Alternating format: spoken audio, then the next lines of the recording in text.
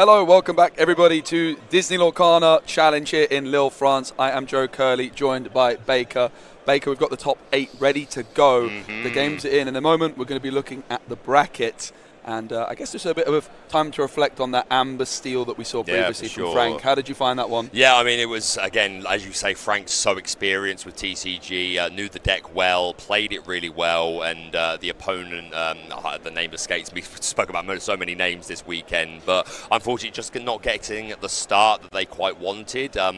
Yeah, I mean, look, we were talking about it a bit more during the break as well. Did you have any particular thoughts on that game? Yeah, I actually think that you wanted to share? I think it's a really good idea. So obviously, there's many very, very good players here in the building, and many of them are watching the games unfold. So having then gone to speak with some people that were watching the game, a few different things of kind of analysis from that previous set to point out. There was one moment where Frank sang "Grab Your Sword" with Robin Hood, and then ended the turn with 5 ink.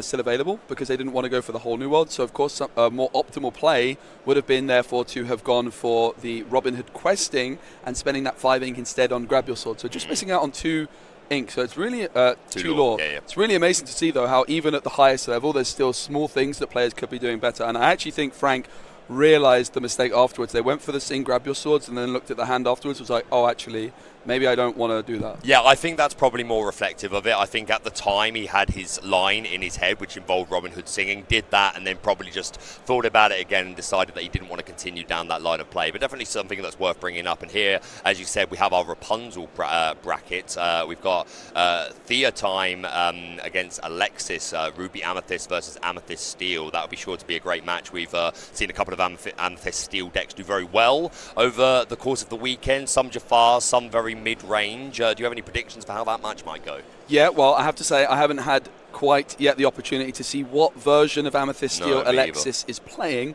Definitely going to be a really interesting one. I really hope to see, personally, the Amethyst Steel deck make it through, simply just based off the color combination. Yeah, no, I agree. I think that would be nice, and again, there's been so much Ruby Amethyst, and hey, I'm all for Ruby Amethyst being in the top 8. That's my pet deck. But Amethyst Steel's decks are just interesting to watch play out their games, right?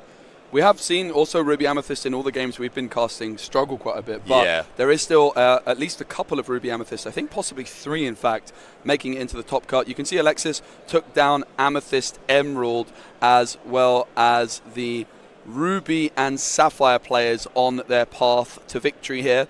I would guess, based off the fact they beat Ruby and Sapphire, it's most likely not a Jafar deck, but I don't know that. Okay, the quarterfinals here on the Maleficent bracket, Devon Bayer versus Frank Carsten. This is the match you're really interested in, right? This really is. My prediction is, my favourite for the tournament, if I had to make a prediction right now, would be the winner of this one is who I'm going to pick to go on to win the whole thing. Devon Bayer is someone that I've played against myself and have just been very, very impressed by. For me, the best Ruby Amethyst player I've ever played against. I've been watching their games very, very keenly when we finished, and they've been absolutely dominating their opponents. They have already taken down a very strong Amber Steel Songs player in the top 64 today as well. But Frank's more aggressive deck, having spoken with Devon just now, is something he's a little bit scared of in that matchup potentially. Yeah, I mean, it'd be really interesting to see what his build is. Is it typical of most Ruby Amethyst players? Yeah, I think Devon is kind of the first player that I saw with the 3B prepareds as well. The 3B prep, no, that's again, a lot of these Ruby Amethyst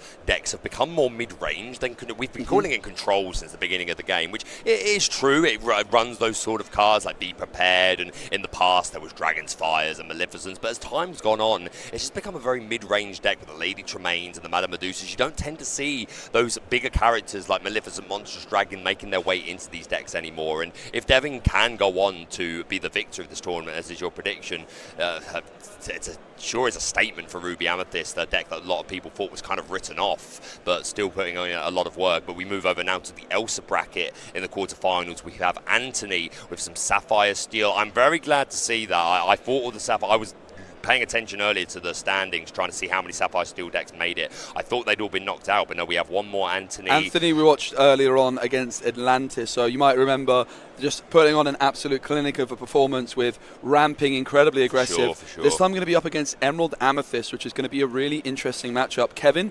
definitely going to have his back up against the wall because this Sapphire Steel deck, if it gets going, is going to be able to clear a lot of Kevin's questers out very, very quickly. Yeah, indeed. we saw Anthony had a really good idea about how to play this deck into the. He clearly knows the matchups. He knows the lines that he needs to take. So, hey, it wouldn't surprise me to see a Sapphire steal. Well, it would maybe slightly surprise me at the beginning of the tournament, but after what we've seen, he's a very good player. It could take it all of the way, and obviously made his way through quite a few decks. Obviously taking on Lucas, which we saw earlier, the Emerald Steel, and also taking. We've moved on. I'll go back to that. We're on the Cinderella bracket. Do you want to talk us through this one? So Cinderella bracket, we've got Recce Benlier against Simon Clevin. This is going to be Amethyst Ruby up against Ruby Sapphire, and I do believe this is in fact the game that we're going to be watching in just a moment's time.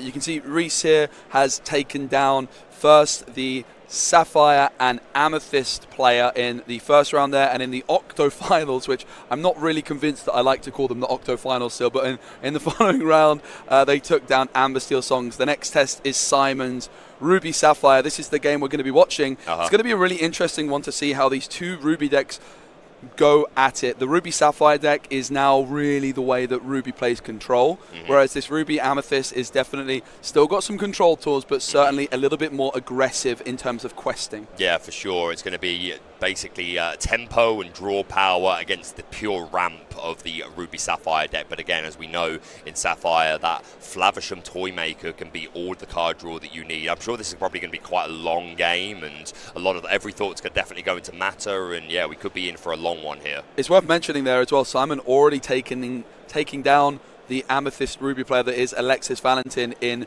the previous round. So clearly a matchup which Simon is very experienced with, very confident in. However, the next challenger is Recce on Ruby Amethyst for Simon. So very excited to see this game take place. 8 players left, Baker. They've all got their hands on Mickey Mouse already, but that is not all they're here for. Yeah, no, I was just about to say a degree of the pressure maybe off for some of these players who have achieved this Mickey, and if that's as far as you go, then that's a pretty good prize to take home. But I have a feeling these players aren't satisfied with the top 8. I feel like they want to take it all the way home, get all the prizes, and that full foil set and enchanted as well, and a trophy. I mean, who could resist? Yeah, absolutely. We can see as well that these players are just sitting down, getting ready. Of course, it is open deck lists at this stage in the tournament as well. So it's definitely going to be really exciting to see how each player maneuvers their way through their opponent's deck list. Because you see it beforehand, you're going to know exactly what you're up against. And, of course, that could change the way you mulligan and all these kinds of things. So we have just been sent through the deck list, which Baker here is taking a little bit of a peek at as the players I'm are just confirming they are the right well. ones. I don't want to start talking through them and find out there's a problem. Yeah, that wouldn't be ideal, so that's a good idea. Just while Baker's doing that, I think it sounds like a really good opportunity for me to open up an aerial pack as you our mean players me open ready. it and you look through it? Is that what you mean, really? I have no fine motor skills. They are definitely Ruby Amethyst and Ruby I've never Sapphire struggled decks. this much. To be fair, it's warm. It is rather warm. I've got the waistcoat on. There you go. All right. There you go. I'm going straight to the back, guys. All right. Pretty sure these are speed run. Bah. Bah. Oh. Okay. Okay, that's a banger. Aerial treasure collector. Okay. See. Yep, these are looking good. I'm pretty sure they're right. Yeah, we've just had as the players are sitting down. I'll just skim through the rest. You can kind of have a little looky-see there to see what I got. As the players are settling down in there, they are just going through the deck lists of each other. I can see them on my screen in front of me, just checking through each other's deck lists. Of course, it's going to be a really good opportunity to see not only the ink color combinations, but in particular look out for those tech cards that might be important in the match. I'm pretty sure these are correct, so let's take a look through on the side of the let's start with the Ruby Amethyst player. We saw this a couple of games back. We saw the one copy of Jim Hawkins' Space Traveller, who is a 5-cost inkable 4/4 quest for 2. When you play him, you may play a location of 4 cost or less for free, and when a location is played, Jim can move there immediately. So he can rush in the Queen's card Castle and then immediately move there. That will be the location of choice. We've got 4 copies here. And again, we've seen over the course of the weekend the value that Queen's Castle can bring and how it just demands a response from the opponent, just from the 2 lore. But if you've got characters there drawing cards, then it is a card that you really need to pay attention to. And Jim is a way of Ruby Amethyst being a bit more offensive because it tends to be a reactive deck. It just sort of like puts out these small characters, a little bit of questing here and there,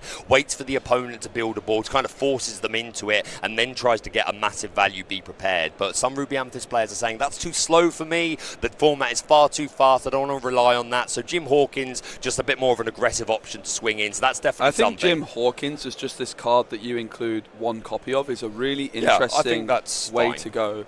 It's just a really nice option to have. You can ink it, but then if the opportunity arises, you are getting a lot of value out of that card potentially. I mean, when we first saw it revealed, I think many players were like, hey, Jim Hawkins is the way to go. But of course, Queen's Castle, 4 copies of it is usually the way to go. 1 Jim Hawkins for 4 Queen's Castle. Pretty good chance you're going to be getting some value out of that Jim Hawkins. And again, it's inkable, so yeah, if the worst, it goes into the ink. Just going the rest through this Ruby Amethyst list, we're seeing 2 copies of Teeth and Ambitions, a 2-cost inkable song. You have to put 2 damage on one of your own characters to then do 2 damage to an opposing one. Now, I'm not sure how useful that's going to be in this particular matchup. Obviously, Ruby Sapphire not really playing a lot of those small creatures, the characters, should I say. The Teeth and Ambitions really being for those aggro matchups and just help you get that little bit more chip damage you need. So I don't know how relevant that's going to be. I could be proved wrong. Other than that, we're only seeing 2 copies of Merlin Crab, which I do think is low. Yeah, that caught my eye too. Yeah, sure. I think generally a 3 to even 4 count is seen is just because it's such a versatile card. It's a 3 cost, so it can sing friends on the other side. You can immediately give Challenger 3 to any of your smaller characters. Let's have a look through those smaller characters. We've got 4 copies of Minnie Mouse, always classy, and 4 copies of Rafiki, mystical fighter. So yeah, that's definitely going to work well with that. Other than that, this looks pretty cookie cutter. I just think the crab count is low, but 4 Goat, 4 Maui, 4 Maleficent. We've got the 3 count of Madame Medusa, 1 copy of Lady Tremaine, a couple of Coos goes in there. But yeah, everything, I think just the 2 crabs to me seems low. I think 1 Jim is fine, but yeah, other than that, this is looking pretty cookie cutter. Do you have the the Ruby Sapphire deck in front of you? Yeah, so Ruby Sapphire, very similar deck to what we might have seen more from Ruby Amethyst in set 1 and set 2, which is a more control-heavy way of playing Ruby. Ruby has these very powerful cards like Be Prepared, like Maui's Maleficent Monstrous Dragon, but one thing it can really struggle with is necessarily having enough ink to get there without the aggressive decks taking over. But when you combine Ruby with Sapphire, you have the ramp tools of Sapphire, which are allowing you to put more ink in your inkwell ahead of time, and then you can get cards like Be Prepared through on the board quicker than you otherwise would. And in this matchup, Ruby and Amethyst is not going to be taking on a control style. It's going to need to be the aggressor in this matchup. No, absolutely. We can see the prize wall here as well, or the prizes that are on display, and we can see that the players in the top 8 have already secured themselves that gold serialized alternative artwork, Mickey Mouse, Brave Little Tailor. But what they're playing for now is the top 4, the 2 displays of the current set, as well as prize tickets for the prize wall. The prize wall, you can get some exclusive merch and all these kinds of things. And caps and all sorts of stuff that isn't available anywhere else. So even that in itself is pretty good. And then obviously to the top 2 displays of the current set, and then our winner taking home a challenge trophy, a full foil set of the current competitive legal set, including Enchanted. So some incredible prizes for our competitors. Can we go back to this Ruby Sapphire list just for a moment? I just want to highlight a couple of cards. There's the Judy Hopps here, the Optimistic Officer who can remove items, and that's not going to be particularly useful against the Ruby Amethyst list here. We don't see any Sorcerer's Spellbooks, but don't forget Judy Hopps can target one of your own items to get a draw card. So in a really desperate situation, that might be something that we see today. And the other one I wanted to, another quite interesting one. We are seeing, of course, the 4 Porpsicle. We're seeing the 1 copy of Shield of Virtue, which we've seen a couple of times over the course of the weekend, just to be another 1-drop item if you miss your 1-drop, or again, because Flavisham feeds off of these items, and it never feels good to banish your Fishbone Quill. So just have an extra 1-cost item is good, and re-readying characters, it's not really why you play the Shield of Virtue, but it's a useful thing. But we're also seeing 1 copy of the Scepter of Arendelle, which is also a 1-cost inkable item, and chosen character gains support this turn. So again, along with all the reasons I just said, and a 1-cost item to work with Flavisham, there could be some really interesting math fixing that the Scepter of Arendelle does here. which I'm sure that our Ruby Sapphire player knows the value that they can get out of it, and it's worth looking through these characters as the game goes on to see, with the Scepter, are we fixing some math now to take out certain characters? But we're certainly going to find out. We're also seeing... I thought we were seeing the Floodborn Grand Martala, but we're not. We have Recce here to our left. They're going to be player 1. Recce from the UK, I do believe. I was having a chat with them earlier. Nice. Yeah, no, I was right. We've got 3 different copies of Grand Martala here. We've got the Keeper of Ancient Stories, 3 copies of that. And we've also got Simon Cleven as well. Yeah, I was also taking a look at the Grand Martalas, and I was like, wait a second, are they playing the legendary Grand Martala? Yes. And I was like, oh no, it's just the other 2. But no, 3 different versions of Grand Martala. The 2 drop quite common because when it's banished, it becomes ink, which we love to see. We also quite commonly see the Storyteller just for card draw, because it is what this deck is lacking. But yes, indeed, the Spirit of the Ocean. I know the basic effect. It's whenever you add a card to your inkwell, you gain a lore. I'm just double checking the stats, but is that a card that can come up today? It's been part of a deck that's made it to top 8. So that's amazing to see. That's I think that's pretty cool. I'm just going to search that up. I really do enjoy it when I see these kinds of unorthodox cards that you don't see elsewhere. And I think there's a real large amount of value in having cards like that in the deck, which your player doesn't expect. Yeah, for sure. A lot of these players, every player that we're seeing here knows inside out the kind of most standard meta versions of these decks. So by including an unorthodox card, even as a one-off or two-off, okay, in an open deck list format, you know it's there, but your opponent is not going to have experience playing against it. And of course, the Swiss format, the day 1, was a closed deck list format, so lots of surprise value to be had there potentially. No, I really like this Grand Martala. Is there just one copy of this Grand Curly, Martala? it's just one copy of Spirit of the Ocean. She's a 7-cost inkable, 4/8 stat line, which in itself is very relevant because she stays out of range of Madame Medusa, which there are 3 copies of in the Ruby Amethyst player's deck, and that 8 willpower, staying out of Zeus. It's going to take an awful lot to get this Grand Martala off the field. She quests for 2, and she could even shift because, again, we've got all the baby versions, so that could be something that comes in very quickly. And, of course, when we ink regularly for turn, we're going to gain lore, but anytime we ink extra with Fishbone Quill or 1 jump ahead, this could be some really out-of-nowhere jumps that the Ruby Amethyst player doesn't see coming. We see both players shuffling their decks very thoroughly. You can see there's dice either side to represent the damage counters. You can see the deck lists available. Players also making sure to track the lore of both themselves and their opponent with a pen and paper. This is because if there was to be any kind of judge dispute, of course, in a hall filled with 2,000 players, the judge is easily able to see exactly what's happened in terms of both players' lore counts. Yeah, no, the judge is doing a fantastic... I do want to give a shout out to the judges at the event. There's been so many games, so many players, a lot to keep an eye on, and they've done a brilliant job at just making sure the rules are upkept, and if there are any issues, then just dealing it in the most professional way possible. So a shout out to the judges, and of course, along with all the staff here. Just where we are backstage, there's a huge tech team, loads going on back here. So yeah, huge shout out to everyone involved in the organisation of this event for bringing it to us. And our players silently looking down, shuffling. This clearly means a lot to them both. This is top 8. This is about as serious as it gets. They've got their Mickey, but I imagine they're not satisfied. Would you be satisfied?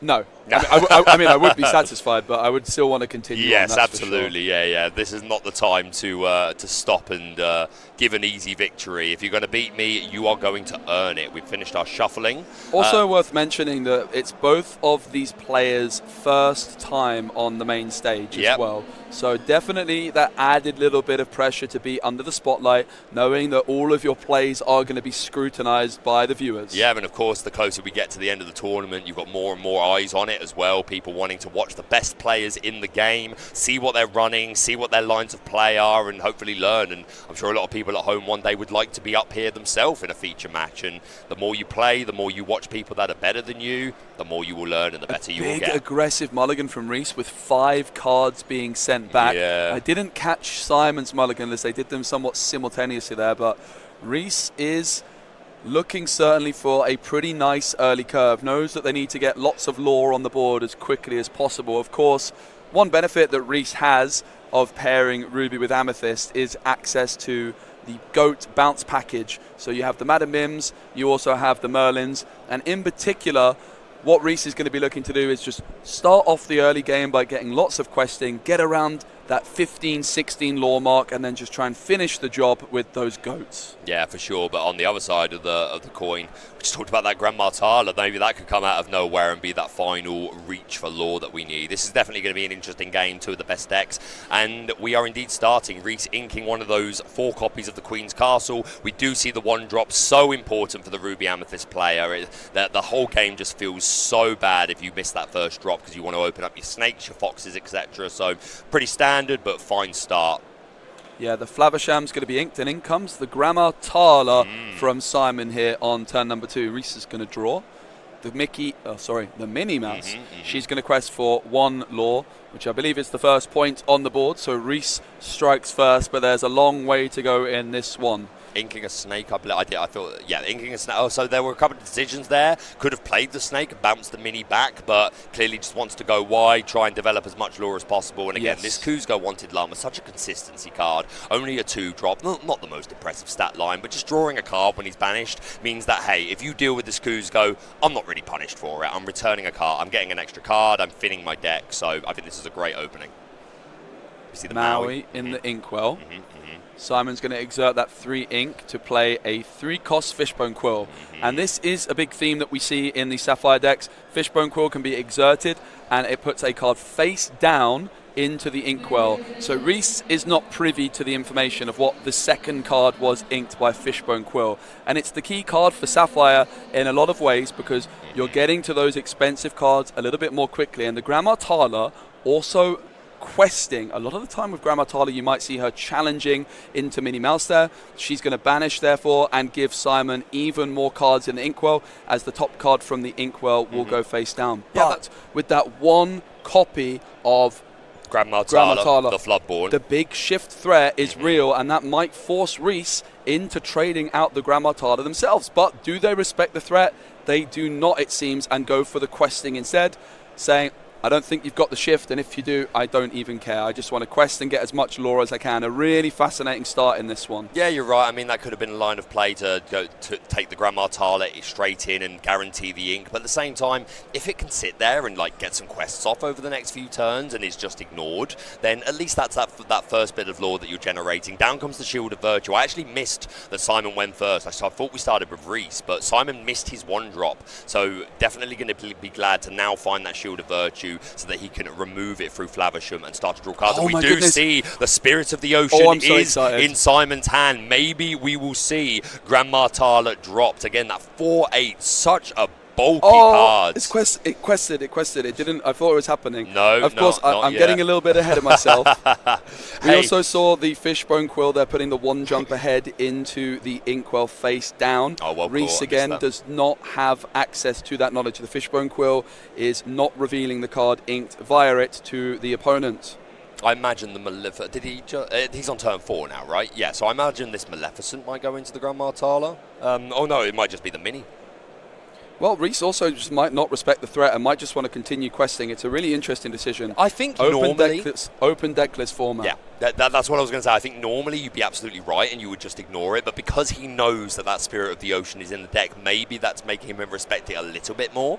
Yep. Only 1 copy, though, so you could have called the bluff. Yeah. And I mentioned previously that the Grandma Tala was, I think, going to put the top card from the Inkwell face down and exerted, but of course that's not the case. She herself is the card that goes into the Inkwell exerted. Ooh. Now, the Queen's Castle enters the board, and Queen's Castle, a new location card, Baker. Could you just explain for our viewers how these location cards are working? I absolutely can, but I do want to quickly point out that Simon has access to the Scar because he has 6 ink, he can ink, so he can immediately remove this castle, which is really good because, yes, it's a fantastic card. 4 cost, it comes in already exerted. It costs 1 to move a character there. It has 7 willpower, and at the beginning of your turn, at the ready stage of ready, set, draw, you will gain 2 lore. And if you have any characters there, you draw additional cards for each character there. Drawing cards is one of the most powerful abilities in the game. Any card that says draw a card deserves at least a second look to see if it's worth playing. And yeah, the Queen's Castle just generating so much advantage. It demands an answer.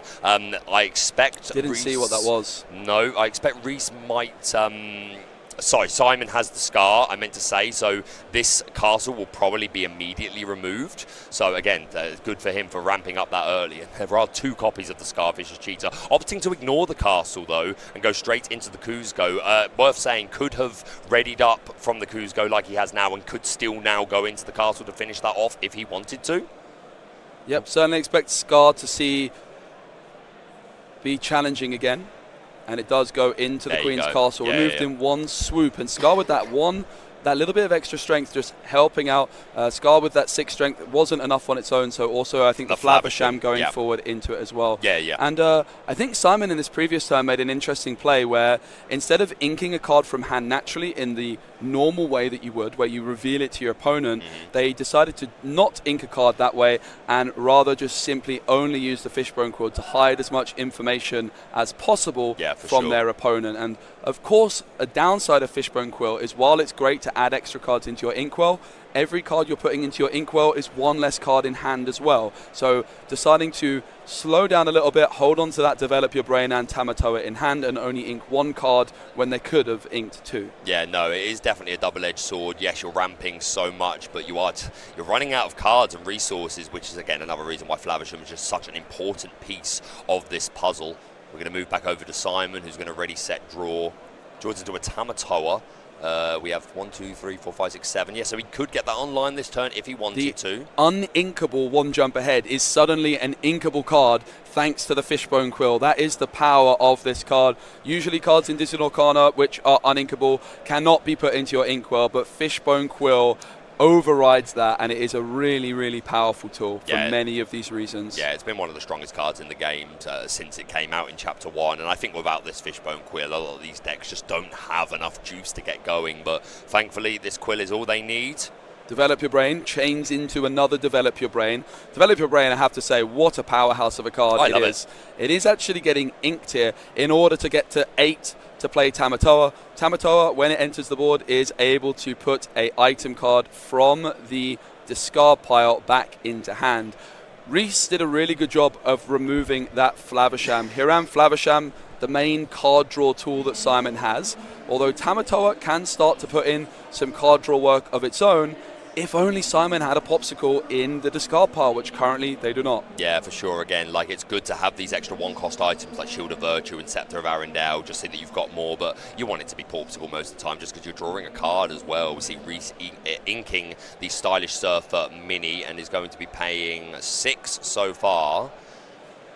Is this Lady Tremaine, I would hazard a guess? It's certainly, indeed. She's going to come down, and Lady Tremaine forcing... The only copy of Lady Tremaine, by the way. And this is another thing about the open deck list. Maybe Simon, in a normal matchup, would not take that risk, but knowing that there's only 1 copy of Lady Tremaine, decides perhaps to take a calculated risk and play into the Lady Tremaine potentially. Yeah, I think that's probably a good read on it. And now that it's gone, Simon knows that that is not happening again. There is no longer has to respect There is no way that Tremaine... no access for Tremaine to come back into the hand from this deck. There's no tools for that. You would need Amber for that. So yeah, I actually think Simon probably weighed that up and said, well, if you do remove it, then my later game is probably going to be stronger. So really nice play. And yeah, as I was saying, the Shield of Virtue, great, but you want it to be a Popsicle because Simon is really low on cards. He needs to find another Flavisham. Yeah, Flavisham, the toy maker, is going to be the money card for Simon if they can find it off the top, as Minnie Mouse quests again for 1. Minnie has been questing for quite a lot since she's been on the field. I think most of the lore has come from her, so good on you, Minnie.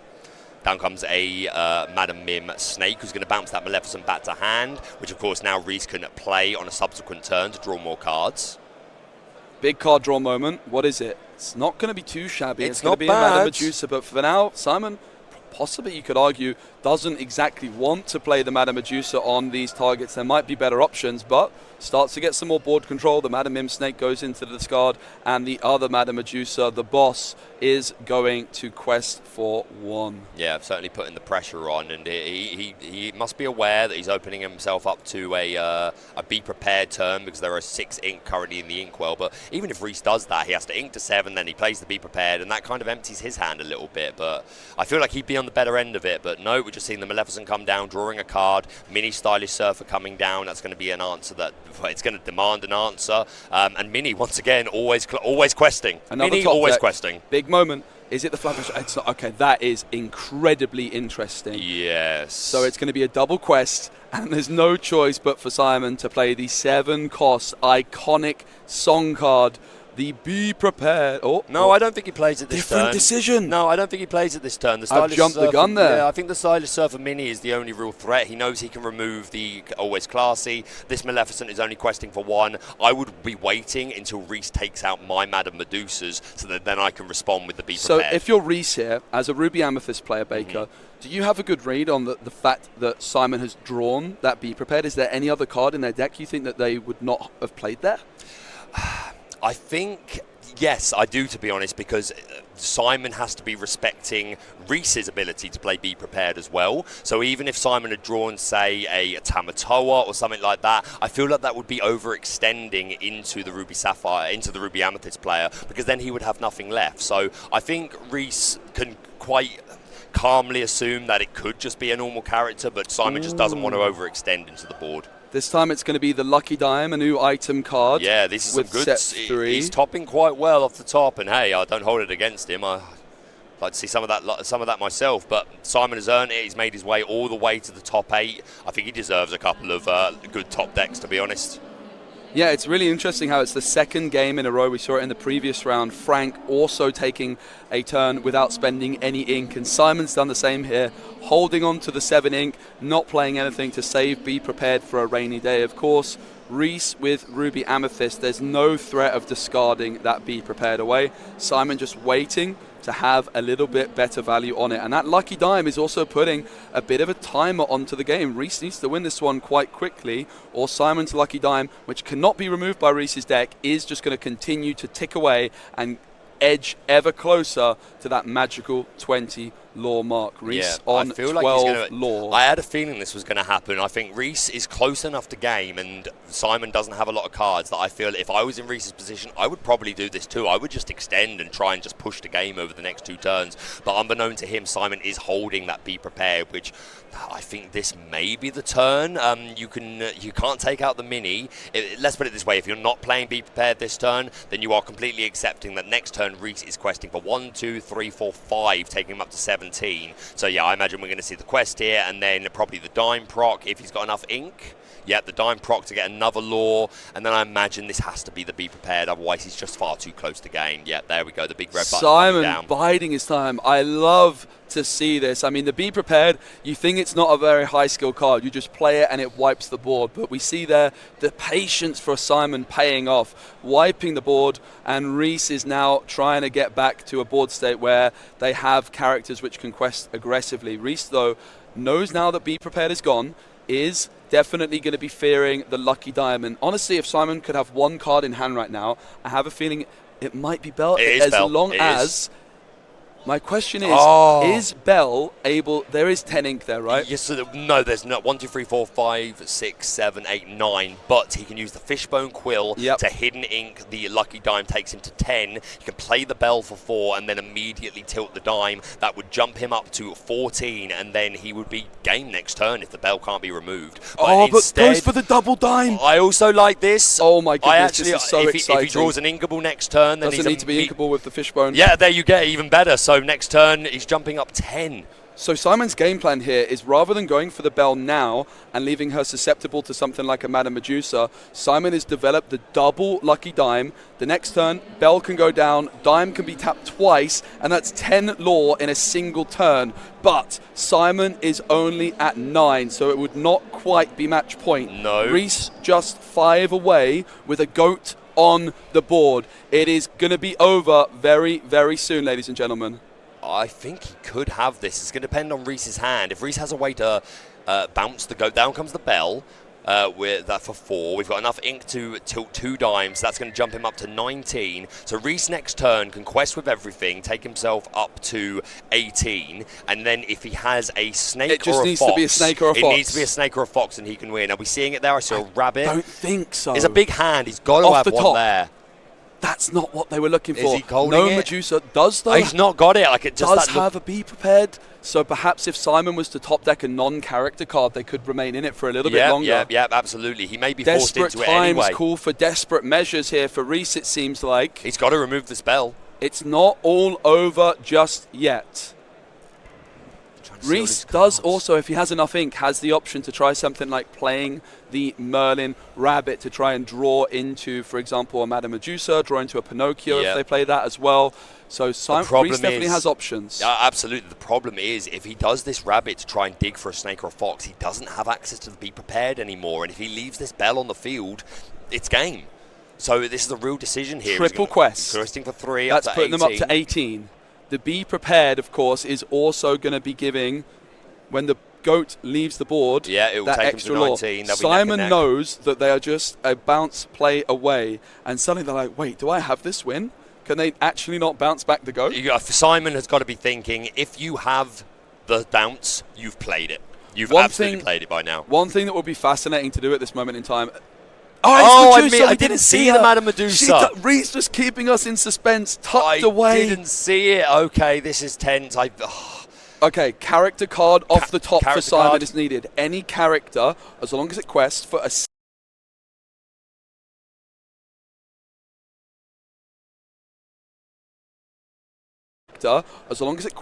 single point will be enough. Monstrous Dragon. This draw's going to mean everything. Do they have enough?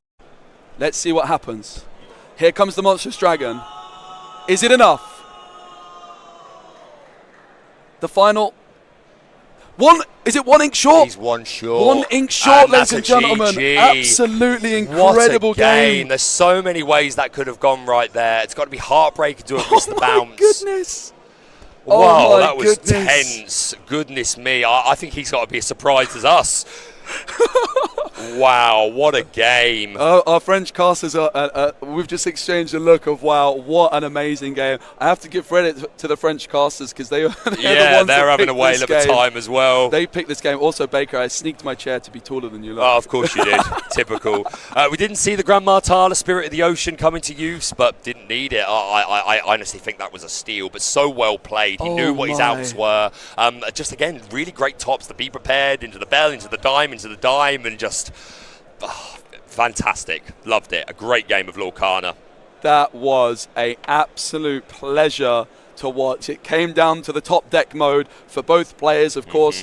All it would have taken was a Madam Mim Snake or a Madam Mim Fox or even another goat as well. Yeah. But then the Monstrous Dragon off the top. 1 ink, 1 law away. Every single decision in that game up to that point having a huge impact on the outcome. It's so heartbreaking to have missed the snake or the fox, but that's the way it goes sometimes in card games. Just didn't have it. So we are going to go into a game 2.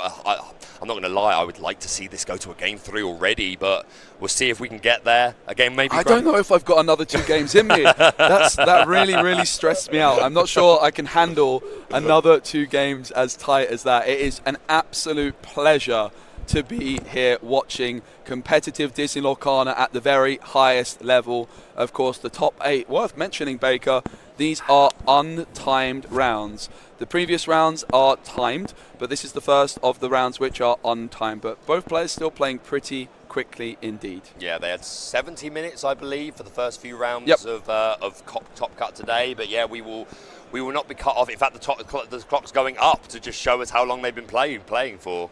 Yeah, 15 minutes for the first game is pretty impressive. For Ruby Sapphire versus Ruby Amethyst, I was maybe expecting it to be a little bit longer. Yeah, but these players know what they're doing. They're not taking too long to make any moves, so love to see it. We've got to Be Prepared being thrown away. We do see a Porpsicle in the opening hand, which is what Simon was missing last game, so definitely glad to see that. Yeah, I completely missed the Madame Medusa in Recce's hand last game. I thought it was tucked away. Recce kept us in suspense. I thought his option was either to be Twitch prepared. chat saw it. Yeah, obviously. Yeah. They see everything. But yeah, I thought his options were either to be prepared or to Rabbit to desperately dig for that snake or that fox, but didn't need either of them. Went for the Madame Medusa, but it was not enough. Absolutely incredible here. Let's not forget as well, after today, once our top 8 has finally concluded, and we've got a long way to go. If you want to see more Disney Lorcana action, of course, it is also over in North America in Atlanta. There is another Disney Lorcana Challenge event happening over in North America, so you can tune into that once the action here is done. So much Disney Lorcana action as we say goodbye to the glorious Set 3 metagame as we move on to Ursula's return soon. And the first ever Disney Lorcana Challenge, which has just been an absolute honour to be able to attend and get to talk through the coverage. We do see the Porpsicle come down turn 1, draw a card, passing over. We're going to ink a Crab. Once again, there are only 2 copies of Murdering Crab in Recce's deck. And the work that Minnie Mouse put in the previous game, 6 or 7 questing, like, easily. Making the difference. You see the speed at which these players are just making their moves. Just draw Grand Martala ink. Let's play a Grand Martala straight over to Recce. Again, these guys know the game. In comes the Minnie Mouse quest, putting Recce on the board for 1 law. It's Minnie Mouse, always questing. Rafiki being inked. Down comes the Snake this turn. I probably would have gone for the Kuzco if he had it. He did that last game, but... I think also this Grand Martala card, it was a Chapter 1 card, the first chapter. And if you told us back in the first chapter that we'd be seeing this card, still seeing play in a top 8, all these sets later, I don't think we would have believed you. It is really just amazing to see how when new cards get released, older cards can suddenly become relevant again. And with that shift potential of the Grand Martala, suddenly a much bigger threat on the board. Yeah, absolutely. And again, if it gets ignored, it just sits there and keeps questing. From Simon's hand that went there from the hand into the... I'm not sure if... it was the Be Prepared. Be Prepared, number 1 down for Simon, 3 left in the deck. Mm-hmm. And of course, again, Recce doesn't know that there's 1 Be Prepared down because that fish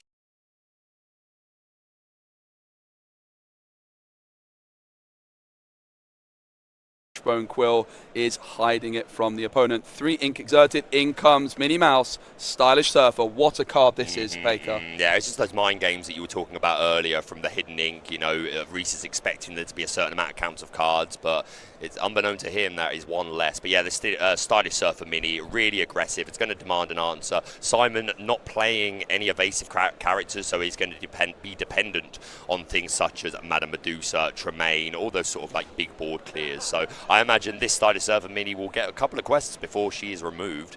But I am wrong because we have 6 ink and the Madame Medusa comes down and removes her straight away. There you go. And that is the power of the Sapphire ink colour. Being able to play Madame Medusa 2 turns Yeah, that's why I was thrown off, and I shouldn't have been really. Usually would. Absolutely incredible use of the Fishbone Quill, and very, very nicely for Simon. The Toy Maker is in hand. Grand Martala removed from the board, goes straight down into the Inkwell, face down and exerted, which now means that Simon already has 7 ink. Meanwhile, Recce is at 4. Mm-hmm. And Simon can ink potentially 2 more cards this turn and get to 9 ink by the time where Recce is still on 4. Yeah, there's certainly a lot of gas in that deck, and he's not slowing down anytime soon. And again, look at the pace of these players, like very quickly identifying the correct lines. Down comes the Toy Maker, draws a couple of cards off of that Porpsicle, which again could be recycled with Tamatoa later. My goodness. And we're singing How Far I'll Go, a really great addition to this Ruby Sapphire deck. Going to look at the top 2 cards of his deck. 1 is going to go into his hand, and 1 is going to instantly become ink. Yeah, and I think Simon still actually now has the opportunity to ink a card in the natural way that you usually would, which will put them to, I think, 12 ink already, if I'm not mistaken. Yeah, that sounds about right. Oh, my goodness. Recce is just, like, looking at his opponent like, really? Can you stop putting cards in your inkwell, please, sir? Over to Recce. Draws a Madame Medusa of his own. That's going to be nice to potentially remove the Flavisham. However, he's only at 4 ink. Can't get there yet. Madame Medusa for Simon came through, 2 turns ago now? Yep. And Recce is still not even able to play it, despite inking a card every single turn. Yep, and that is what Sapphire does best. Yep, just it's going to be ahead of you in the race, have more resources, have more gas to usual resources, but no. Recce is 1 turn away from it, instead playing down the Maleficent, just develop another body, draw some more cards, and just, I suppose, hope that Simon doesn't have an item to use with this Flavisham so that he can remove it before it gets too much more value. We now see the Kuzco extending even further. The Rabbit and the Snake are going to quest for 2. Yeah, Recce now onto that 4 law mark. 16 away, still a long way to go, but let's not forget when you play goats, often all you need to do is get to 16, and then you can string those goats together to get the win. Yeah, it's just that danger phase where you can just win in a turn out of nowhere with the right combo of cards. We see her develop your brain. Going to look at the top two, choose one to go into the hand and one to the bottom of the deck. Flaversham there could be a tempting pick as a replacement for if his current Flaversham is removed, or maybe he wants to dig for a particular card and wants that develop your brain that he's just picked up. Definitely thinking it through. I mean, he's got to know that Recce will have Madame Medusa online next turn, so that might be the decision. I mean, when you look at the ink in Simon's Inkwell, it seems like a miracle that Recce was able to pull off the victory in the previous game. Sure, you really see what happens when Sapphire is popping off in the biggest way. Scar and Maleficent are the options of Develop Your Brain. One card is going to go to the bottom of the deck. One card will go into the hand. I'd be tempted to keep the Maleficent Monstrous Dragon at this stage. But, of course, the Scar able to deal with a lot of characters in one swoop. In comes the Fishbone Quill, and it's a Maui face down. The ramp continuing to be the choice which Simon goes for. Flaversham quest for one. The Fishbone Quill finally says goodbye. Into the discard pile it goes, and Flaversham, the toy maker, drawing Simon 2 cards. I don't think it was his preference, because he had a choice between Flaversham and Develop Your Brain. Took the Develop Your Brain to then play that Develop Your Brain. And I'm pretty sure he was desperately digging for a Porpsicle or a one-drop item, because didn't want to give up the Quill, but yeah, sometimes you can't always have what you want. I think he has enough ink at this stage, honestly. I don't think he agrees with you. I think that's a good point. I think he disagrees with you. I think Simon's got enough ink for the next game as well at this stage. Do they carry over from game to game? Unfortunately for Simon, that is not the case. Oh, never mind. I think everyone would just be playing ramp if that was the case. Looks like 6 ink was exerted here, so expecting the Madame Medusa to come through, and indeed that is the case. Maleficent is the choice to remove. That's interesting. I would... okay, because you could challenge the rabbit. Yeah, I was literally about to say I feel like you would prioritise getting rid of the rabbit here, but it is exerted, so Madame Medusa can just go in and take it out, so that is perfectly reasonable. Imagine this Grandma Tala will quest this turn. Yep. Going to put Simon up to 4 laws. They are neck and neck. Again, it's part of why I kind of like this matchup. Like, it's pretty 50-50 in a lot of ways. They both decks do quite similar things, but with different support packages. And yeah, it's a real test of skill. We're going to ink a Rafiki Mystical Fighter. We're going to exert 6. No, this has to be the Madame Medusa. 6, of course. Yeah. So that's going to take out that toy maker. Simon opted not to take that second copy of Flaversham, so his draw engine is kaput until he can find another. See, he didn't have enough ink. Grandma Tala being added to that inkwell. Yes. Yeah, Recce doing a good job there of trading out the board pretty efficiently. Left with Kuzco, Madame Medusa on the board. How Far I'll Go is sung by Madame Medusa. This is, there she is, the legendary Grandma Tala. One card goes into the inkwell and the other into Simon's hand. This is an interesting choice because the Grandma Tala is strong and can give you some lore bumps, but at the same time you don't have any item cards, so maybe you want that Shield of Virtue so that when you do draw into the Flaversham, you immediately have a tool with which to start drawing cards. He's eyeing up a Scar at the moment. There's also a Maleficent Monstrous Dragon who is online. I don't think he'll pull the trigger on that one yet. Oh, I am wrong. He does pull the trigger on the Monstrous Dragon, chooses to get rid of the Medusa, starting this big exchange. But again, Recce is nowhere near as ramped up to respond, and again, isn't even running Monstrous Dragons. We're going to go ready, set, draw on Recce's side. Going to draw. Finds a Queen's Castle. Not the best drop this turn, while Maleficent Monstrous Dragon is just sitting there with her 7 strength. Could immediately remove it. We see a Pinocchio. I don't think that's doing much for us right now. We're going to quest with the Kuzco, take us up to 5. There's a Madame Mim Fox going to hit the Inkwell. I can't see what else is in his hand. There's a Queen card. It does play the Be Prepared. Yeah, that's perfectly valid. Get rid of that Monstrous Dragon. Get rid of that Medusa. And hopefully, if Simon doesn't do anything on this turn, maybe Recce will feel safer to play the Queen's Castle in his hand. Yeah, Simon going to draw another copy of How Far I'll Go. Great in card. fact, we heard yesterday it's one of the developers' favourite cards, and you can start to see why. It's really a card which was underestimated a lot as the Fishbone Quill goes down into the Inkwell face down and exerted, and into the hand comes Tamatoa. That's a pretty scary hand. Double Scar, Be Prepared, and a Tamatoa, if I'm not mistaken. Yeah, for sure. But no, how far I'll go makes sense. I mean, your Flavisham can sing it, your Maui can sing it, your Ladies in Red can sing it, Medusa being a prime target who has been singing How Far I'll Go quite a lot because you only quest for one. So yeah, How Far I'll Go definitely finding a really great place in this deck. Plays down the Scar. I think it was just the one Scar in hand there. I thought there was a couple copies, but it looks like there was just one copy of Scar in Simon's hand. He's running two in the deck, but just one at present. Yeah, so Be Prepared and a Tamatoa. We see the Rabbit hit the field for some card draw. There's the Teeth and Ambitions. We were talking about it earlier. Again, not particularly useful in this matchup. I'm just going to pass over. We've hit our slow, stead part of the game. Yeah, and the longer the game goes on, the more you have to favour Simon. With Recce only being at this 5 lore mark at this stage, they're certainly not even close to start making Simon scared about goats. Yeah, no, for sure. There's plenty of time to go. I imagine we're not quite done yet, and we could end up going to a game 3 still. We see the one jump ahead, the Be Prepared, and the Tamatoa in Simon's hand. Could play the Tamatoa to potentially recycle the Porpsicle to dig a little deeper to whatever he might be wanting. And of course, again, just having an item on the board is good for when we find Flavisham. Definitely not a Be Prepared turn. That would be terrible value, giving up your Scar just to take out a Rabbit. I imagine we're just going to see a quest and then a re-ready with the Shield of Virtue here, and then maybe just sing the one jump ahead, or pay for the one jump ahead. Does play the Tamatoa. I said it was a potential other line he could take. Going to find that Porpsicle, play that down, I assume. Yeah, puts that down straight away. Going to draw another card, dig a little more. And again, if he finds a Flavisham, then a second item is ready to go alongside that Shield of Virtue. Scar's going to quest for 2. And I believe there is enough ink for the Shield of Virtue to exert and re-ready the Scar. Pretty strong move. Beautiful. Yeah, just making sure that Scar is protected rather than wasting that 3 ink, which Simon has, of course, an abundance of. Often Shield of Virtue, spending 3 ink to just ready a character can be incredibly expensive, but now Scar protected from an on-rushing Maui, for example. For sure. And when you've got that much ink, why not, right? There you go. That's Teeth and Ambitions once again being inked. I think that's where it belongs in this matchup, in the ink world. But of course, Teeth and Ambitions going to be a really powerful card against more aggressive decks like Emerald. But the Pinocchio is going to exert the Scar. And in comes the Crab, giving the Rabbit Challenger 3, and Scar is no more. I'm a big fan of that move, boosting the Rabbit up to a 5 strength character, which is enough to take out the Scar and drawing a card off of the Rabbit hitting the discard pile, and then playing a Friends on the other side for a bit more draw. We slowed down for a minute, but not for long. We seem to be back in the race. We're moving back over to Simon, who's going to ready, set, draw. Of course, that Tamatoa, when it quests, also has that same ability as when it comes into play, can recycle an item from the discard pile into Simon's hand. I'm not sure how many other items he actually has there. He's just looking through the discard pile now. There's a Fishbone Quill.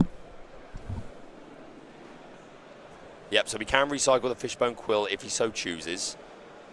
Must feel good about holding the Be Prepared as well, because if Recce does start to develop too much of a board, then he can immediately remove it. Gonna just choose to fail the Porpsicle. Well, not fail, the ability goes off, but there are no damage counters to remove. So that's going to go to the discard, and then Tamatoa's going to quest, recycle that Porpsicle, and let Simon dig a little more. Finds another one jump ahead. Probably not what he was looking for, right?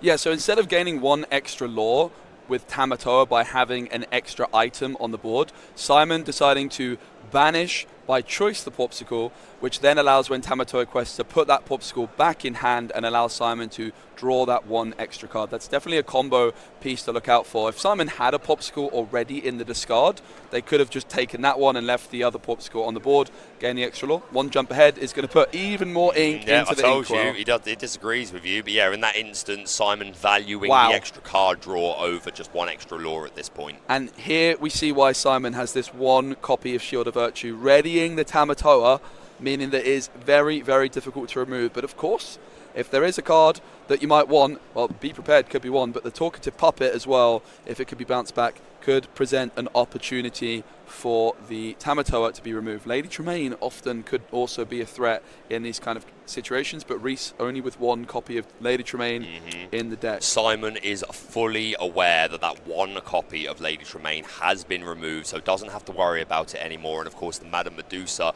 not going to be able to take out this Tamatoa. That 5 strength, just a bit too much for the boss to deal with. We're going to see a Madam Mim, a Fox come down, bring that Pinocchio back to the hand so that we can replay it, exert the Tamatoa. Crab's going to go in, be banished as a result, but then gives Challenger 3 to the Madam Mim Fox, who can then take it out. Does give up a couple of cards to make that move, but I think absolutely worth it to take away the pressure of Tamatoa. Tamatoa had to go, and the Queen's Castle had a pretty nice moment here from Recce, because the Scar's already come down from Simon the previous turn, and the Queen's Castle can start racking up some lore, and if it remains on the board for a long time, could be Recce's opportunity to get ahead in this game. If they can get many cards into the Queen's Castle and start drawing, Simon could be in a little bit of trouble. However, Grammatala are going to come through, and this is the beautiful thing about Sapphire. If you've got all this ink available, you can start chaining cards like Grammatala to put Develop Your Brain in hand. We can now see the Develop Your Brain, which Grammatala was able to draw to cycle through the deck even more. And then you can find a card that you might want, like the Scar. Really, really powerful when you combine all of the Sapphire ramp tools to all of the Sapphire consistency tools. Cards like Grammatala and Develop Your Brain. Really, really, really powerful. Yeah, again, it's the draw is what this deck is missing. It's a combo deck. It needs to find whether it's the dime or the bell or the item for Flavisham or the Flavisham. But yeah, really important to find those key pieces. Scarfish's Cheetah being played for 7 ink. I expect will go into this Queen's Castle, but will not quite be enough. Yeah, Scar only with that 6 strength, 1 less than it needs to finish off the Queen's Castle, but a hefty chunk of damage into the castle is definitely what Simon was hoping to achieve this turn. I'm sure Recce is a little upset that he wasn't able to move the Pinocchio to the Queen's Castle last turn. That's true. And you really see the power of Grammatala there. This Grammatala, it costs 4 for Simon. While her stats are a little bit underwhelming, it put the Develop Your Brain, looked at the top 2 cards. One of them was Develop Your Brain, which then looked at the top 2 cards again. So Simon was able, with this one Grammatala combined with Develop Your Brain, to look 4 cards deep into their deck to find the Scar that they were looking for. Yeah, absolutely. And you're right, Grammatala's stats aren't that much to shout about, but at least she's hitting that 3 that can take out a lot of these bounce characters like Fox and Snake and Rabbit. So yeah, definitely a really worthwhile card to include for the consistency, helping find those key pieces. Eyeing up decisions here. He's looking at I think that's a Tamatoa. I believe so. I'd need him to move his finger. There is a Tamatoa in there, yeah. Yeah, okay, good. Be prepared as well as an option.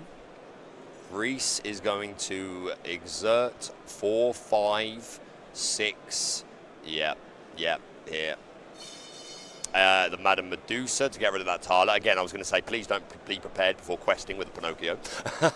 But moves both his characters to the castle. Again, he knows that his castle is going to be removed this turn, but still, by putting these characters here, he demands it. He actually says, no, you have to spend an investment in going into this castle. Otherwise, maybe Simon would think, oh, maybe I could quest. I don't think he would, but hey, if you can draw cards. Simon looking through his options. We see another Grandma Tala if he wants to draw more. We see a Bell, strange but special.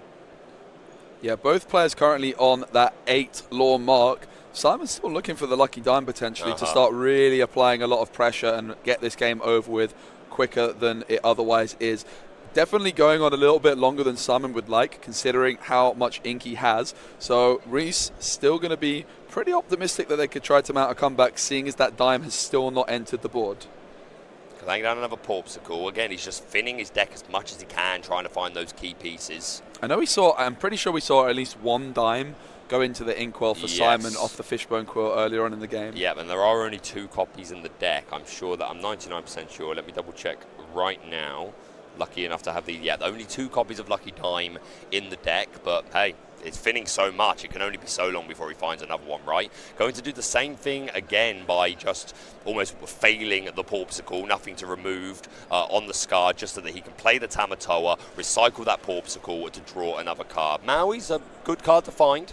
If the Scar is removed, then it's something that could remove another Queen's Castle if it comes down. Or, again, Maui's just such a powerful card with that 6-5 stat line and rush on an inkable 5 cost. Double quest for Recce. 3 characters on Simon's board. So it might be time, and I think Simon knows what's coming. He's getting ready to just get rid of it already. Simon knew what was coming. A really well-timed Be Prepared by Recce to deal with 3 characters in one swoop. Now, this is where things can get a little bit awkward for Simon. A lot of the control cards in their deck are quite reactive. Develop Your Brain going to be a nice option. Going to be looking for a nice proactive play here. And they find a couple of them. And a Flaversham. Oh, what choice. Really tricky decision because the dime is what they've been looking for, but the Flaversham has the potential to draw so many cards. I think the dime is a little bit too good to say no to, but no. Says no to it. Dime on the bottom is definitely not what Simon would be wanting to do, but the Develop Your Brain showing 2 really powerful cards at once. Just Recce having a look through the discard pile. Again, a really important part of games, just to remind yourself of what options your opponent has already gone through. Again, because this is open deck lists, they know what each other are playing. So, okay, let me just have a quick look, see how many of these you've gone through, how many of these you've gone through. Because, again, Lorcana, there's lots of moving pieces. Just do yourself a favour, just have a quick look, just remind yourself. We're going to see the Porpsicle removed with our Toy Maker to draw 2 cards. But yeah, with the dime going to the bottom of the deck, and there's no way to shuffle the deck. So does that count the dime out of this game unless he literally draws his whole deck? Yeah, I mean, it's possible that I'm misremembering, and we might have seen the dime being inked by the Fishbone Quill in game number 1, so it's possible that there is one in there. We may be wrong then. Yeah, there may be another one in there. This game's gone on for a long time, and this is part of the skill involved in Lorcana. The inkwell is not something you can just look at after the fact. So Recce, you would imagine, is doing a better job than we are of remembering exactly what was inked by. But, I mean, in fact, Recce might not know either because of the Fishbone Quill, of course, being private. But the goat chains are starting to come through. 12 lore now for Recce. And this is definitely where things can start to get scary for Simon, because only 8 lore away now from Recce. And with goats available, that can get closer to 20 very, very quickly. You're absolutely right. That's a wonderful card off the top of the deck. I actually think he was already holding a Medusa anyway. I may be wrong, but yeah, that's going to be immediately coming down and taking out the Stylish Surfer Mini. But yeah, you might be right. There might be another dime in the deck, but we at least know that one of them is at the very bottom. So if there is another one, it's certainly going to be harder to dig towards. There's a Porpsicle, and was that a Be Prepared? Yes, that looks like a Be Prepared to me. Finds another Porpsicle. No, that's a Fishbone Quill. So a lot of glare from these cards.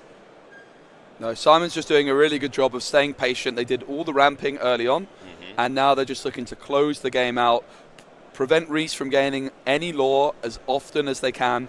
The Madame Medusa being able to remove that readied Minnie Mouse, a really powerful option, and deciding not, in fact, to ink with the Fishbone Quill. Recce is going to draw. Maybe he is finally satisfied with his amount of that's true. We'll see. But again, that Grandma Tyler Spirit of the Ocean that we were talking about, gaining a lore whenever you ink. So that's an option as well, just waiting for the Tyler and then knowing you've got more cards in your hand so that you can ink, and then Fishbone ink, and that could be the jump he needs. Maui coming down, hero to all, and taking out that Flaversham, just taking 1 damage in return, and Snake questing, taking Recce to 13. We're getting there slowly. We're creeping up. Recce really is doing a good job here, and Simon kind of looked a little bit stressed when he saw that Maui come through. There's not many ways of dealing with the Toy Maker because this Flaversham could have drawn so many cards for Simon, so he's going to be very heartbroken to see it go. Popsicle, not a bad top deck though. You just spend 1 ink, and there's plenty of ink to go around, as we do see the Maui trade into the Madame, and is going to have 2 willpower remaining. But Simon now with the Popsicle, of course, can spend 1 to draw, but is going to be utilising 6 more of the ink to play the Lady Tremaine and remove the Maui from Recce's side of the board. There's the 1 ink spent for the Popsicle. Will it be a Flaversham? It is finally the lucky dime. Okay, so it looks like the dime was not put into the inkwell earlier on, but that was game 1. Can they quite afford it? Of course they can. They can afford everything they possibly want, although I don't think they can afford that final 2 ink to get a couple of lore off the dime, but they can, it seems. Yeah, they can ink Scepter of Arendelle and then Secret ink with the Fishbone Quill. Okay. That gives us enough. Of course they have enough ink for it. If there's a will, there's a way. Well, where there's a quill, there's a way, apparently. Absolutely. But yeah, Lady Tremaine immediately getting a 2 lore bump from that lucky dime, bringing Simon up to 13. I think there was a little change there. No, sorry, bringing it up to 11. My apologies, I misread. But yeah, another nice board that's going to demand an answer. There is technically 5 lore on board if you want to count the lucky dime. Now the lucky dime's on the board, this is where there really is a timer for the end of the game. I think Recce is going to be surprised that they lasted this long. We, of course, saw Simon forced to put a dime to the bottom of the deck, and then this other lucky dime was really near the bottom as well. The dime is really what Simon has been looking for a very long time, but now the dime's on the board. Recce needs to win this game very quickly. Doing the maths, seeing if it's possible that they could lose the next turn. Of course, there is the threat of Bell coming down with the dime to give Simon up to 5 lore with the dime, which would put them to 16, and then the board could not quite quest out to get there. So I think that Recce is going to be feeling pretty safe for now, but definitely going to be a little bit worried and wanting to end the game in the next couple turns. But there's a go. This is a start. 14. This is how you start, 100%. Can Recce do it again? In comes the Kuzco. Play passes on back over to Simon. Readies the many cards in the Inkwell. That's a job in itself. One jump ahead, not the card you're going to be looking for at this moment in time. Unless you had a Spirit of the Ocean Grand Martala, then that would be pretty good.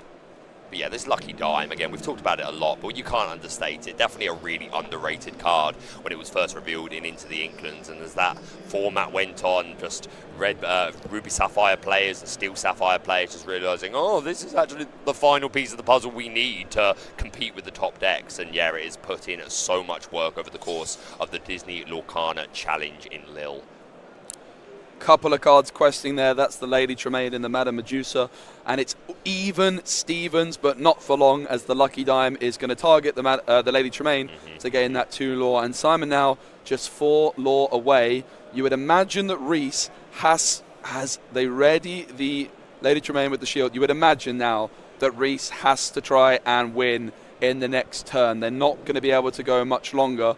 If they don't win this turn, they're going to need to remove as much as they possibly can from Simon's side of the board. Yeah, for sure. But again, he's so close to game at this point. At the moment, there's 3 lore on board, which will take him to 19, but then the lucky dime. So we need an answer right here, right now. A Be Prepared would be pretty interesting because Recce has the Goat and the Kuzco, and a Be Prepared would therefore be gaining Recce some serious advantages. The Kuzco would draw, the Goat would gain you lore. Yep, 100%. So there's definitely some options here for Recce. Recce kind of has to accept that a Bell for Simon would be game losing, because that would just be enough. We can see the Be Prepared in Reese's hand. You can't play around Bell at this stage. If Simon has Bell, they win.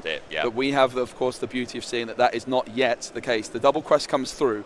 Recce up to 16. It's neck and neck. This game has been incredible.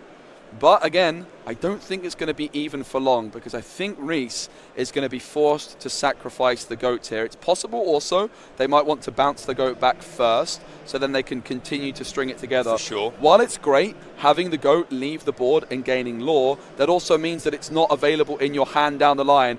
Is it the 7 ink? It's not. It's going to be the Fox for 3. The Goat comes back. 17 now for Recce. Has he inked for the turn? I'm hoping he yeah, there's the ink for the turn. Okay, I was going to say, if he's inked, then he can't play Be Prepared. And there it is. There it is, okay. And now, so Recce, while not sending the Goat to the graveyard, the discard pile, is going to be still drawing from the Kuzco. And again, with that Goat back in his hand, it's only going to take that plus a couple of bounce cards to potentially steal it away. We're going to move over to Simon. He's got a Grand Martala. Was probably really hoping for a Bell there. Can he find it? No. Is that 2 Tamatoas? Double Tamatoa. Tamatoa. One on top, of course. There we go. Readying everything. Tamatoa comes through. And with all those items in play, the lucky dime closes it out. And we are going to game 3. Wow. Oh my goodness, what a series this has been so far. That was fantastic. What a game. Absolute nail biters.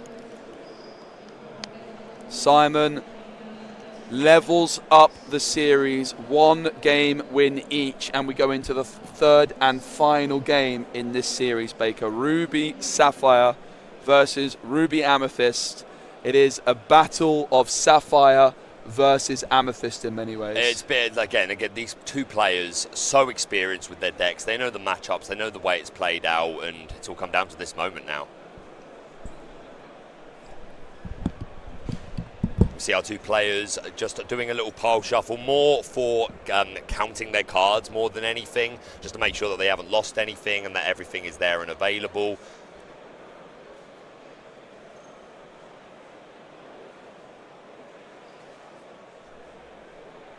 Just just while those players are sorting out and getting ready, just take another quick look through this deck list again. Bell, strange but special, putting so much work over the course of these games, working so well with Dime. And again, I think Bell, strange but special got so much more powerful after with the addition of Lucky Dime, because if you've got enough ink, you can play her down and then immediately exert your Dime to get that lore gain. Of course, the Fishbone Quill has been coming down quite consistently on turn 3, which really is one of the most important pieces that you need to find as the Sapphire player to get your ramp online. And again, in that game in particular, having access to that Madame Medusa nice and early really stopped any momentum that the stylish Surfer Mini could have potentially started to develop. And again, he was so close to game at that point with 16 lore. I feel like that would have been game if not. If the stylish Surfer Mini had been able to quest a couple of times, it might have gone a different way. Of course, I'm still waiting and hoping to see the Grandma Tala, Spirit of the Ocean, just that one copy. Such a bulky card. I'll read it out again for those of you that may not be familiar, because it's not played very regularly. The Grandma Tala, Spirit of the Ocean, 7 cost inkable, 4/8 stat line. Really important stat line, because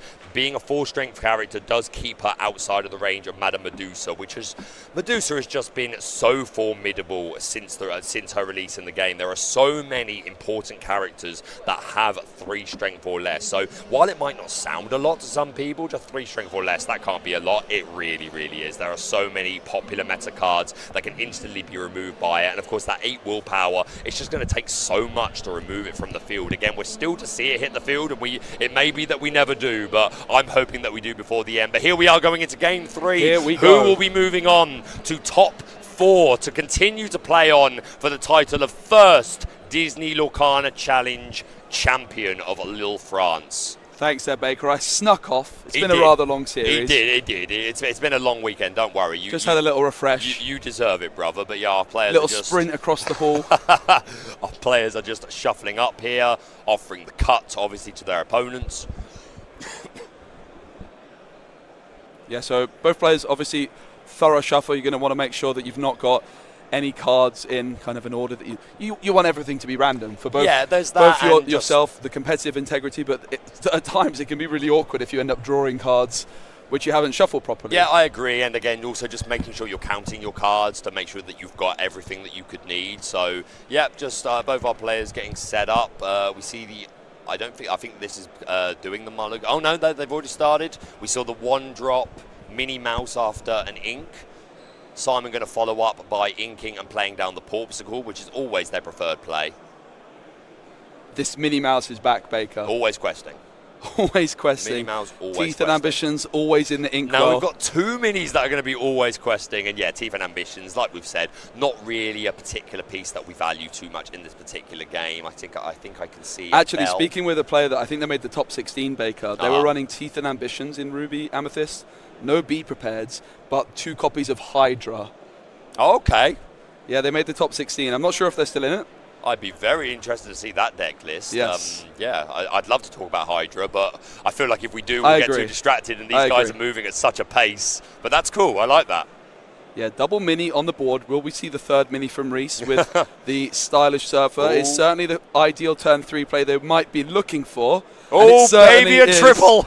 All mini show over here. Simon with triple Popsicle, Recce with triple Mini. It's Popsicle versus Minnie Mouse. Do we have the Fishbone Quill? I was saying while you stepped away, the Fishbone Quill has been so important in these games. Yeah. In the last game, it allowed Simon to get that Madame Medusa out on his turn 4 to take out this stylish Surfer Mini. Because obviously Recce went first, Simon isn't going to be able to deal with it that way this turn, but he really wants to find the... Oh, the Quill just did go down. I was paying too much attention to his hand. So, good to see. It's exactly what he wants to see. I think How Far I'll Go is the card that was selected there. Didn't get a perfect look, but I believe it was How Far I'll Go.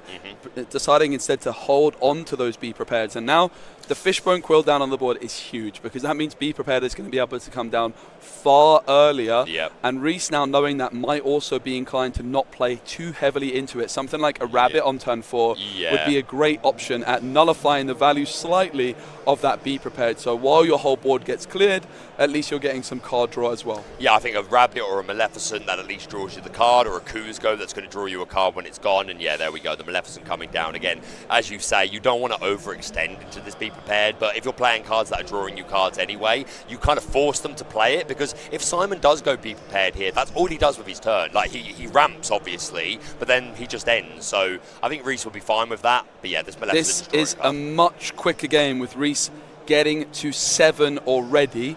Currently, Simon is at 4 ink because of that Fishbone Quill coming through on the previous turn. Of course, one card can be inked from hand, and then the Fishbone Quill, therefore, can only get Simon to 6. So still a turn away from Be Prepared, which means Recce might have a whole other turn of questing, and that would be very dangerous. Yeah, for sure. Worth mentioning as well, if these guys have been playing the other day in the 2-game format, this would have ended in a draw, because we've just gone over the 50-minute mark.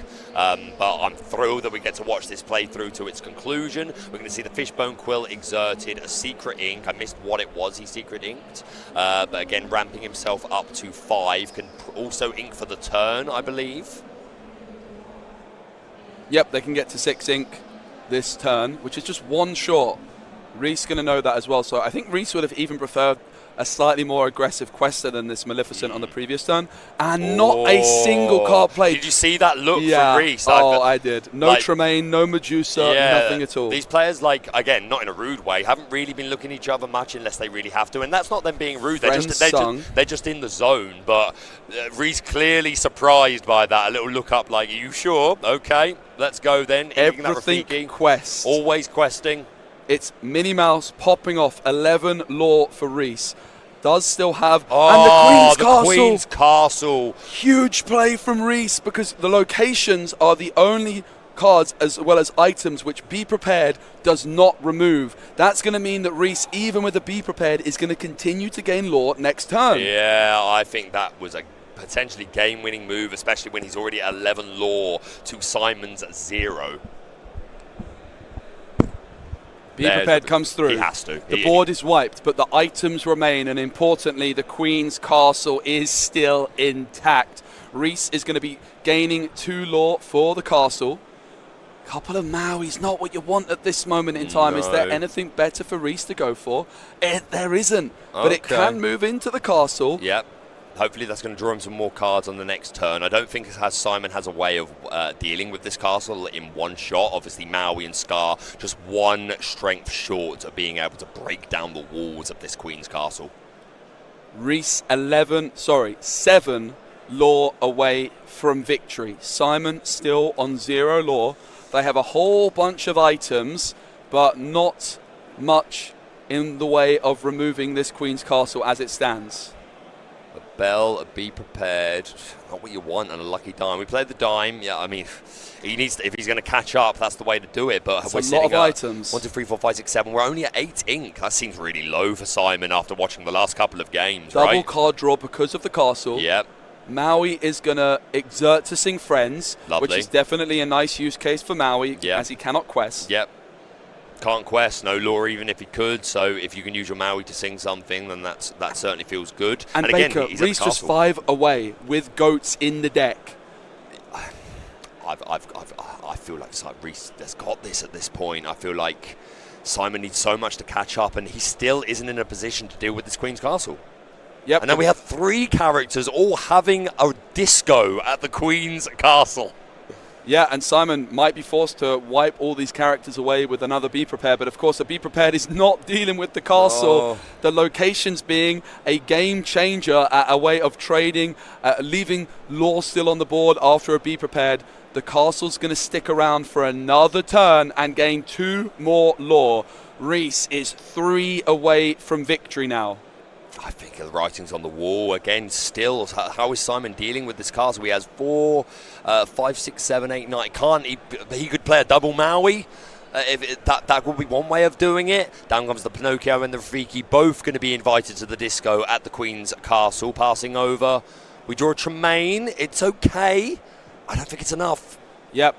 Simon is going to have to remove both characters if the castle remains in play. Bell comes through, the dime is tapped, and Simon says GG. Game, extends the hand. Takes it. Oh. What a game it was. A really impressive performance from Recce, from both players. It was a joy to watch. 2 absolute nail-biters in Game 1 and Game 2, but then Recce really changing how these games went by just getting that aggressive questing through the Queen's Castle, surviving the Be Prepared. And it shows came you the down value, to the right? top deck in game one, that Maleficent monstrous dragon. 1 ink short. It was absolutely the tightest of margins. Yeah, all the games there, they were just like triddling up together, like one lore at a time, but this time wasn't able to answer the always questing minis and the stylish surfer mini, and they took it home. And again, showing the power of this Queen's Castle. If you weren't sold on locations, or maybe you're new to the game and you're discovering, what's good and why is it good?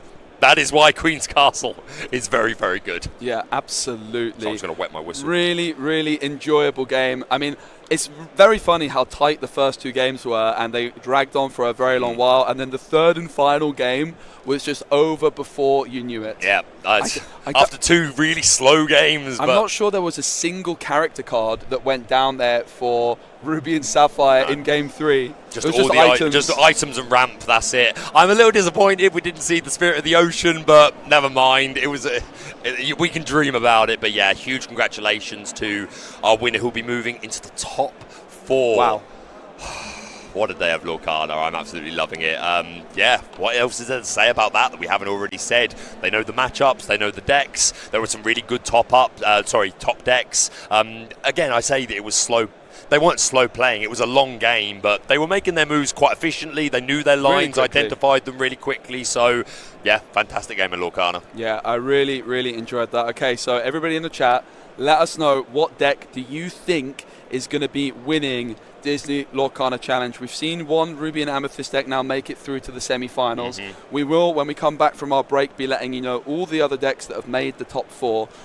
Incredibly excited to see if any more Ruby Amethyst makes it through. We saw that big match with Devin playing against the Amber Steel Songs player from the previous round that we saw. That's going to be a really interesting one to see the result. I am desperate to go out and poke my head around and see the other games that are ongoing, and we'll make sure to feedback everything when we come back from our next little break in a moment here. We've got the brave little Taylor behind us as well. Of course, let's not forget that the players are... Both of these players have won that Mickey Mouse Brave Little Taylor. They are taking that home regardless. So, of course, it's got a bite to lose in the top 8 like that. But I imagine once you see that Mickey Mouse and it's in your hand and you know, this is mine, that's got to make you at least feel a little bit better. I was wondering how long it was going to take you to reach forward to this. They gave us nearly another whole box, and we have 3 packs left. Pack time after the break, okay? We're going to keep you. On your toes. But yeah, really excited to see you guys. Don't go anywhere. You do not want to miss the top 4 of Disney Lorcana first ever challenge here in Lille. See you very soon.